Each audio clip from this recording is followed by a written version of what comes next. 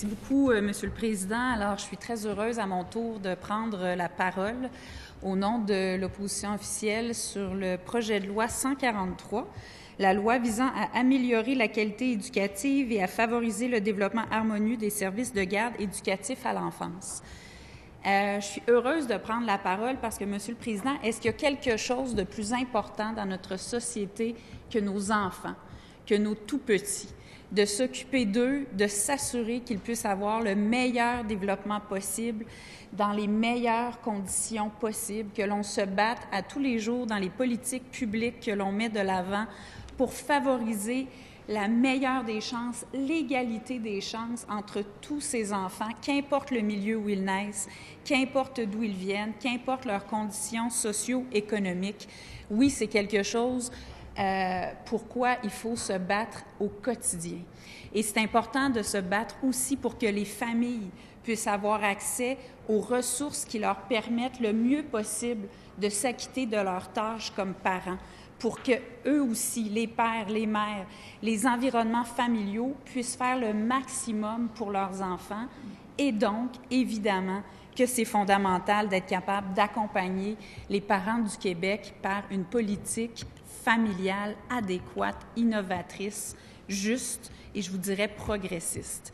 Et moi, je suis très fière de faire partie du Parti québécois parce qu'on a mis de l'avant, sous l'égide de Mme Pauline Marois, avec le concours notamment de la députée de Pointe-aux-Trembles, une politique familiale absolument extraordinaire, avec des piliers pour le développement de nos tout-petits, mais aussi pour une vie harmonieuse de nos familles. Donc, bien sûr, on pense à la mise sur pied des centres de la petite enfance, un progrès extraordinaire pour nos tout-petits, pour les familles du Québec, qui a fait en sorte qu'on pouvait offrir le meilleur à nos tout-petits et en même temps permettre à énormément de femmes de pouvoir retrouver le chemin du travail avec la quiétude, avec aussi le sentiment que la conciliation si difficile entre la vie familiale et le travail pouvait être mieux assurée grâce à cette avancée importante. On a aussi travaillé très fort pour les congés parentaux.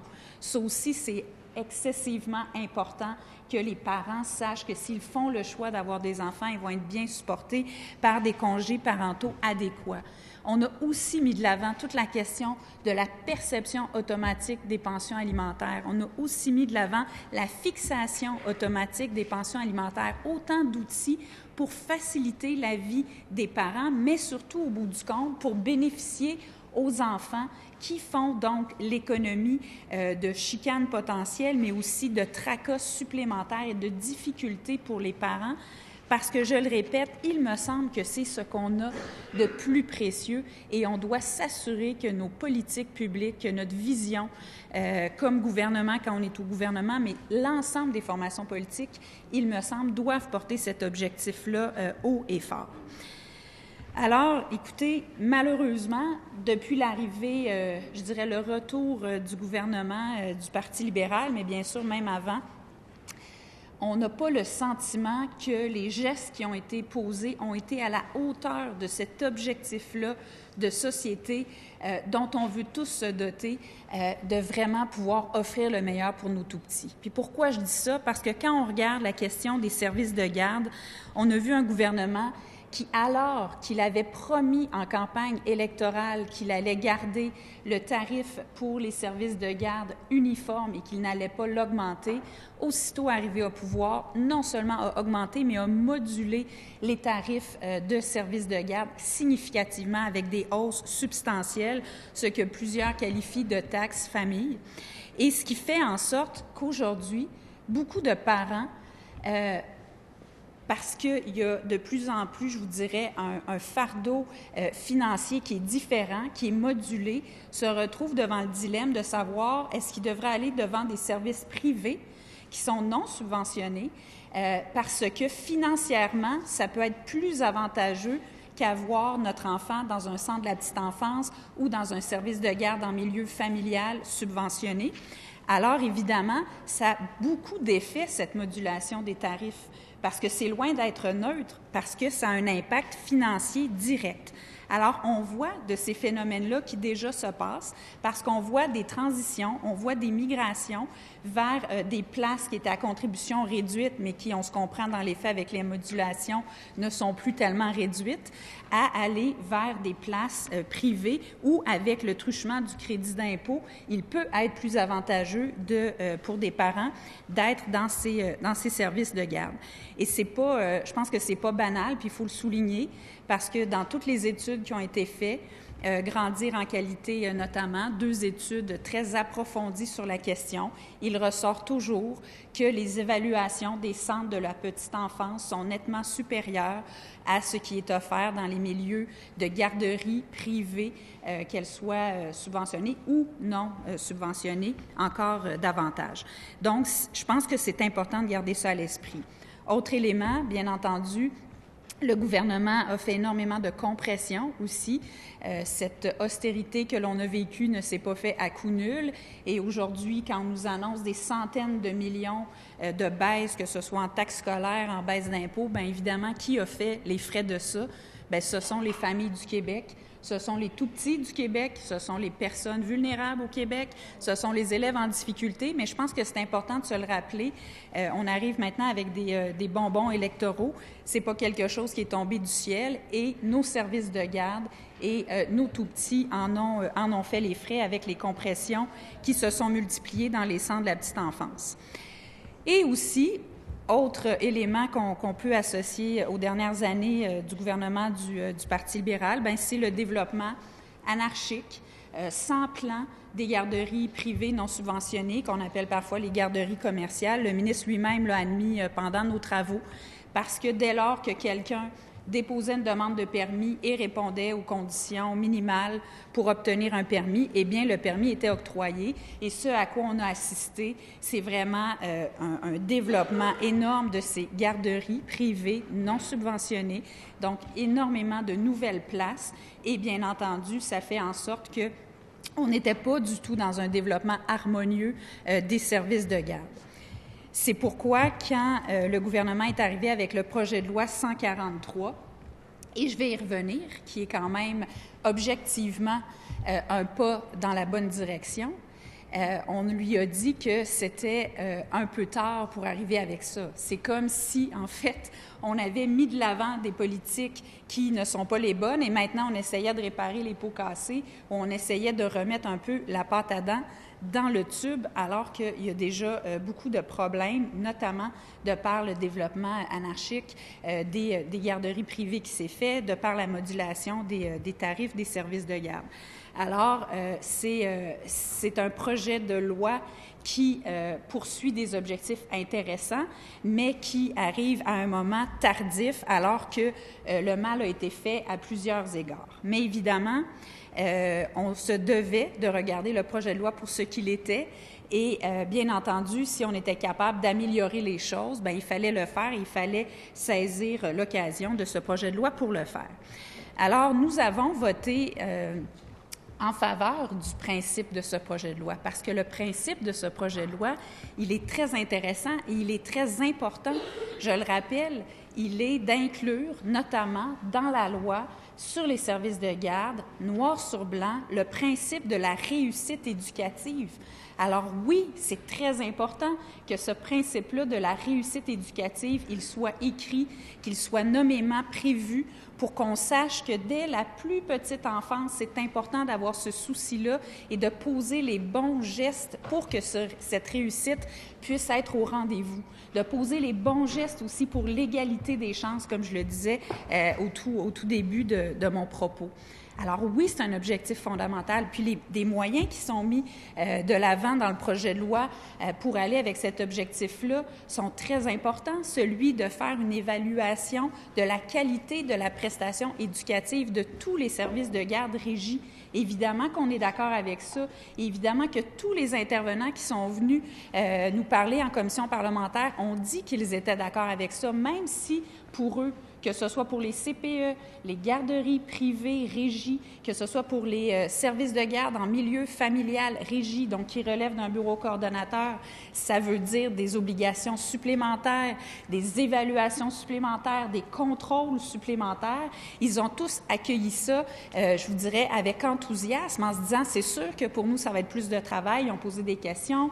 Ils veulent s'assurer d'être bien consultés dans le processus là, qui va se déployer pour mettre en place ces nouvelles normes, mais ils accueillent ça favorablement. Pourquoi? Parce qu'ils sont là d'abord et avant tout pour défendre le meilleur intérêt de nos tout-petits, parce qu'ils sont là d'abord et avant tout pour offrir les conditions optimales de développement de nos tout-petits. C'est ça qui les préoccupe, c'est ça qui est au cœur de leur mission. Alors, bien entendu que comme nous, ils accueillaient favorablement le principe, les grands objectifs de ce projet de loi, et le ministre le disait lui-même, ça va un peu de pair avec la volonté du gouvernement de se doter d'une politique de réussite éducative qui n'arrive pas le jour 1 où vous fréquentez l'école, mais qui arrive au jour 1 de votre naissance pour s'assurer que la petite enfance est bien prise en compte et qu'on fait tout pour que le développement de nos enfants puisse être optimal, y compris dans cette période charnière, et de plus en plus d'experts le disent, combien le 0-5 ans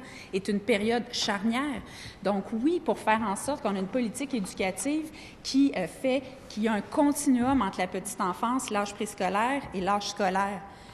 Mais avouer l'incohérence. Mais quelle incohérence de venir nous dire à quel point c'est fondamental la réussite éducative, à quel point on met de l'avant une politique de réussite éducative, à quel point la petite enfance doit être incluse, à quel point il faut l'écrire maintenant dans notre loi et se doter de nouveaux mécanismes pour bien l'évaluer, mais en même temps de venir nous dire « Ah, mais tout le secteur du service de garde non régi doit demeurer non régi. » Alors, est-ce qu'il y en a 39 000? Est-ce qu'il y en a 55 000 de ces enfants? C'est des chiffres qu'on a entendus. On comprend que c'est au moins 50 000 enfants et plus qui sont à ce jour dans des services non régis. On ne le sait pas parce que les gens qui évoluent dans les services non régis n'ont absolument aucune obligation. C'est le propre d'être non régis. Ils sont complètement à l'abri de tout contrôle, de toute même reconnaissance de leur existence par l'État, que ce soit par le ministère, par le bureau coordonnateur. Alors, on ne le sait même pas, il y en a combien de ces enfants, mais le ministère, selon des évaluations, nous a dit qu'il devait y en avoir au moins 55 000. Alors, vous voyez l'incohérence. On nous dit, c'est fondamental, on vient changer la loi et nous, on en est, oui, vivement, que l'objectif de réussite éducative soit là, d'une meilleure évaluation, d'un meilleur encadrement de la qualité, avec des nouvelles dispositions très claires par rapport à ça, de la sécurité, très certainement. C'est fondamental, on peut pas, je dirais, négliger tous ces aspects-là quand on parle de nos tout-petits, quand on pense à l'ensemble des domaines dans la vie de tous les jours où on nécessite un permis. On sortait des exemples pendant nos travaux. Pour avoir un refuge pour animal, il vous faut un permis. Pour à peu près tout ce que vous voulez faire en matière d'environnement, en matière d'agriculture, d'alimentation, il vous faut un permis. Mais là, pour 55 000 enfants au Québec qui sont dans des services de garde, soudainement, ça ne serait pas important d'avoir un permis. Pas important qu'il y ait un contrôle a priori par l'État de la qualité, de la sécurité de ces services de garde-là. Bien, pour nous, Monsieur le Président, ça n'a aucun sens. Ça n'a aucun sens. Et on avait l'occasion, dans ce projet de loi-là, alors que justement, on décide de reconnaître formellement ces objectifs-là, ce qui est une excellente chose, ce qui est une grande avancée, et je félicite le gouvernement pour ça, puis je félicite le ministre de la Famille pour ces éléments-là du projet de loi, parce que oui, c'est une avancée qui est intéressante et c'est quelqu'un que je respecte beaucoup, puis je le sais que ça lui tient à cœur. Mais comment peut-on faire ça d'un côté et de l'autre côté, continuer à dire qu'il y a des dizaines de milliers d'enfants qui, eux, n'auront pas droit à cet encadrement-là, n'auront pas droit à cette égalité des chances, n'auront pas droit à tous ces critères pour s'assurer de la meilleure prestation de service. Parce que le fait est que, assurément, qu'il y a de bons services qui se donnent en milieu non régi, mais on n'a aucune espèce d'idée de comment ça se déploie parce qu'il n'y en a pas de mesures de contrôle. Alors moi, je veux bien penser qu'il y en a qui sont de très bonne qualité, Mais le problème, c'est qu'on n'en a pas de mécanisme ni pour aller faire des évaluations, ni pour aller faire de simples inspections. Alors que dans le milieu régie, quand il y a des problèmes, bien, on a des mécanismes pour découvrir les problèmes et agir en conséquence. Alors, je pense que vous allez comprendre facilement, Monsieur le Président, que pour nous, c'est un problème majeur du projet de loi. Et quand, dans la mouture originale, on parlait de baisser le ratio de 6 enfants à 4 enfants dans le milieu non régi, pour nous, ce n'était pas tant ça la solution. Parce qu'on est d'accord avec ce que plusieurs ont dit, de dire, bien, si vous avez 4 enfants ou 6 enfants, s'il n'y a pas d'encadrement, puis s'il n'y a pas de contrôle de la qualité, puis s'il n'y a pas de sécurité, c'est pas mieux d'en laisser 4 un peu sans encadrement qu'il y en ait 6. Donc, nous, on est d'accord pour dire que le ratio devrait pouvoir être le même en milieu régi et non régi. Mais il faut aussi que les normes d'encadrement, de qualité, de sécurité, de formation soient les mêmes. Comment on peut justifier ça alors qu'on a tellement évolué, qu'on a tellement avancé sur le chemin de la qualité de nos services de garde? On est un modèle. Il y a plein d'endroits dans le monde qui regardent ce qu'on a fait avec nos centres de la petite enfance, avec notre organisation, avec nos bureaux coordonnateurs, avec le service de garde en milieu familial qui est régi, qui est de qualité, avec des gens qui ont une formation. Alors, je pense que cette incompréhension-là que nous vivons, de voir que le gouvernement a décidé de bouger sur le ratio, mais par ailleurs qu'il n'a pas bougé sur l'encadrement formel. Et c'est ça la grosse déception. Moi, je pensais que le gouvernement, s'il allait bouger sur le ratio, allait bouger sur l'encadrement formel. Le ministre nous dit qu'il est venu mettre de l'avant des exigences minimales. C'est vrai. 3 exigences minimales que je dirais minimalistes. Parce que j'ai de la misère à m'imaginer que c'était même pas déjà quelque chose d'entendu et d'obligatoire. Avoir une police d'assurance, un cours de premiers soins et d'avoir une vérification de ses antécédents judiciaires. Donc, oui, c'est minimal et minimaliste et maintenant, c'est dans la loi. Et oui, c'est une bonne chose parce que c'est quand même un minimum. Mais vous savez quoi, Monsieur le Président? C'est toujours pas contrôlé parce qu'on s'est battu comme autant en commission parlementaire pour qu'il y ait un contrôle a priori, c'est-à-dire que déjà que c'est minimal, déjà qu'on est insatisfait du niveau d'encadrement, mais là, on a dit au moins pour ces exigences-là, il va falloir que ça soit communiqué au bureau coordonnateur ou au ministère pour qu'on connaisse l'existence et savoir s'il y a une conformité au moins des milieux non régis avec ces exigences-là de base. Mais le ministre n'a pas voulu qu'il y ait ce contrôle a priori en disant que c'était important de garder le milieu non régi. Donc, comment ça va fonctionner? Bien, comme ça fonctionnait jusqu'à ce jour pour le ratio, qui était la seule chose qui pouvait faire l'objet d'une dénonciation, bien, si une des exigences, on soupçonne qu'elle n'est pas remplie, bien, pour le signaler, il va falloir qu'il y ait une dénonciation ou qu'il y ait une plainte. Donc, aucun contrôle a priori. Et je ne sais pas si vous vous êtes déjà penché longuement sur la complexité de toute l'organisation des services de garde au Québec, mais je ne pense pas que c'est tout le monde qui connaît tous les fins détails de l'organisation et de ce qu'il peut exiger, de ce qui est attendu d'un service de garde versus un autre. Alors ça, c'est une autre incompréhension de notre côté, à savoir pourquoi le gouvernement s'entête à ne même pas vouloir qu'il y ait ce contrôle a priori. C'est bien beau de dire on ne veut pas d'encadrement, on ne comprend pas trop pourquoi non plus. On ne veut pas qu'il y ait d'exigences similaires à ce qui est pour les services de garde régis. C'est quelque chose, évidemment, comme je le répète, qui est incohérent avec les objectifs poursuivis, mais en plus, même pas de contrôle a priori. Alors, on ne viendra pas déterminer si ces exigences-là sont remplies ou non. On les met dans la loi, c'est formidable, mais pour savoir si elles sont remplies ou non, bien, il va falloir que quelqu'un sache qu'elles doivent exister et donc faire une dénonciation si elles ne sont pas remplies. Pensez-vous que quelqu'un qui a déjà des antécédents judiciaires va courir au poste de police pour dire « bien, moi, je vais faire mon examen en sachant très bien qu'il va devoir fermer du jour au lendemain ». Mais non, probablement que ce qu'il va faire, c'est qu'il va laisser courir les choses en se disant, mon Dieu, les chances que quelqu'un vienne dénoncer ou sache que j'ai peut-être un problème et qu'il vienne dénoncer au ministère sont quand même minimales.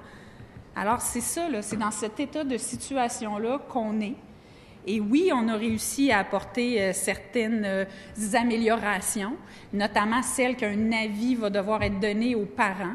Donc, un avis qui va lui dire que le service de garde non régi, non reconnu est effectivement non régi, non reconnu, ne fait l'objet d'aucune inspection, d'aucune évaluation et qu'il doit remplir ses exigences minimales.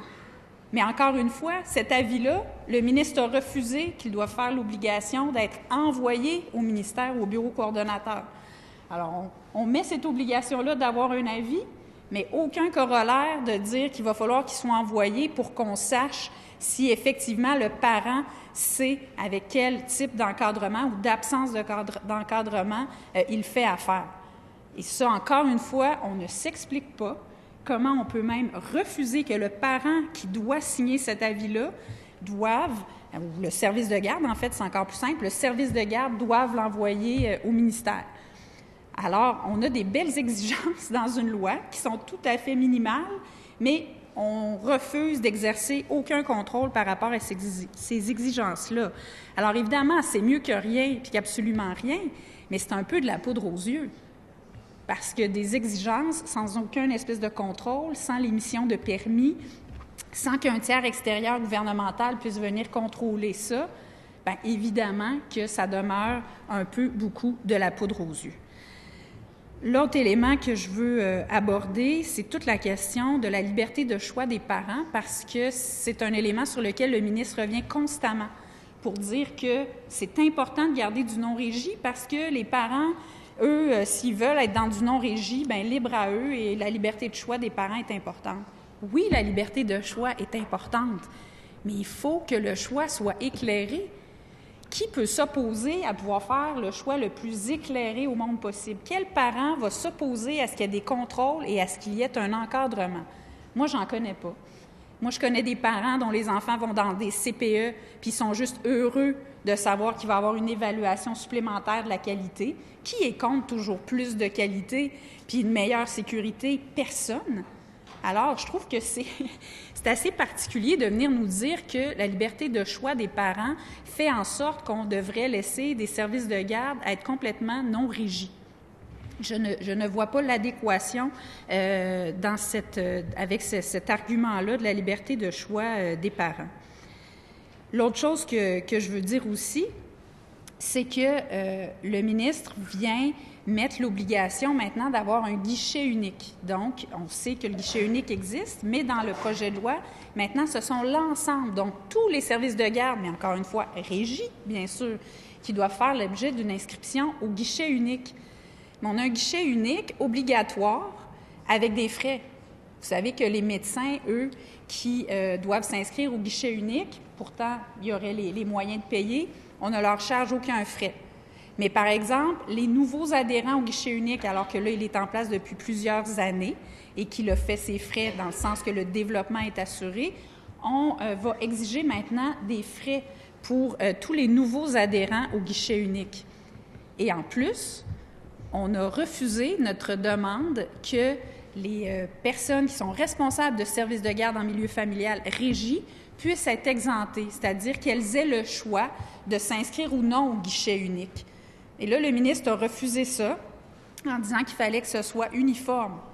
Mais là, de l'autre côté, quand on parlait des services de garde non régis, là, le fait que ce soit des travailleuses autonomes, c'était très important. On ne pouvait pas les forcer à être régis, on ne pouvait pas les amener à relever d'un bureau coordonnateur. Mais quand on arrive avec l'argument des travailleuses autonomes qui, elles aussi, travaillent en milieu familial dans leur maison et qui nous disent « donnez-nous le libre choix d'adhérer ou non au guichet unique », là, ça ne tenait plus la route. Et le ministre tenait mordicus à ce qu'elle soit aussi assujettie, même si, bien sûr, il y a des frais, et même si, elles aussi, ont ce statut de travailleuse autonome. Alors, pour nous, il y a beaucoup, je vous dirais, d'incohérences et d'injustices dans ce projet de loi-là, même s'il part d'une très bonne intention et même s'il part d'objectifs avec lesquels nous sommes, bien sûr, en accord dans leurs grandes lignes. Mais en terminant, j'aurais envie de dire au ministre que, avec qui on a très bien travaillé, même si on avait des différends importants sur certains enjeux qui ont fait en sorte qu'on a débattu de certains articles en particulier pendant de très, très, très nombreuses heures. j'ai envie de lui dire qu'il y avait juste un petit effort supplémentaire à faire pour faire en sorte qu'on aurait pu ici voter dans l'unanimité une loi qui vraiment aurait pu amener un plus pour l'ensemble des enfants des tout-petits du Québec. Mais malheureusement, le gouvernement a décidé de s'entêter à faire en sorte qu'on allait avoir des services de garde non régis. Et ce n'est pas tant les services de garde non régis qui sont le problème en eux-mêmes, c'est les enfants qui les fréquentent et c'est cette différence-là de traitement entre les enfants qui fréquentent ces services-là versus ceux qui sont dans des services de garde régis avec accompagnement, avec un souci pour leur développement optimal, la réussite éducative, bien sûr avec toutes les normes de sécurité qui s'en suivent. Alors, je trouve ça désolant que ce petit pas supplémentaire qui aurait pu être franchi, oui, qui demandait un peu de courage. Mais vous savez, il n'y a personne qui aurait fermé les portes, là. Il y a eu une certaine forme de désinformation. Il n'y a pas un service de garde non régi qui devait fermer ses portes du fait de la loi, pas du tout. Il avait simplement à se conformer aux exigences qui peuvent être prévues. Puis on aurait tout à fait pu prévoir un volet de services de garde en milieu familial subventionné et un non subventionné, mais avec des critères d'encadrement similaires, sauf évidemment pour toute la question administrative, je dirais plus bureaucratique, qui fait en sorte qu'on a encore plus d'exigences à rencontrer quand on a des places subventionnées. Mais il n'y a absolument rien qui empêchait qu'il puisse y avoir un encadrement similaire pour les services de garde qui, à ce jour, sont non régis. Et surtout qu'il y a un contrôle a priori. Parce que tout ce que le ministre dit quand il dit qu'il faut viser toujours plus de qualité, toujours plus de réussite éducative, toujours plus de sécurité pour nos tout-petits, bien évidemment que c'est essentiel. Mais si c'est essentiel pour les enfants du Québec puis les tout-petits du Québec, je ne vois pas pourquoi ce ne serait pas essentiel pour les dizaines de milliers d'enfants qui n'ont pas droit à cet encadrement-là et qui se retrouvent dans les services non régis. Donc, malheureusement, c'est à contre-cœur parce qu'on adhérait quand même à plusieurs des objectifs du projet de loi que nous allons devoir voter par souci de cohérence au nom de l'égalité des chances, au nom de l'importance de la réussite éducative de nos tout-petits contre ce projet de loi à son étape finale. Merci, Monsieur le Président.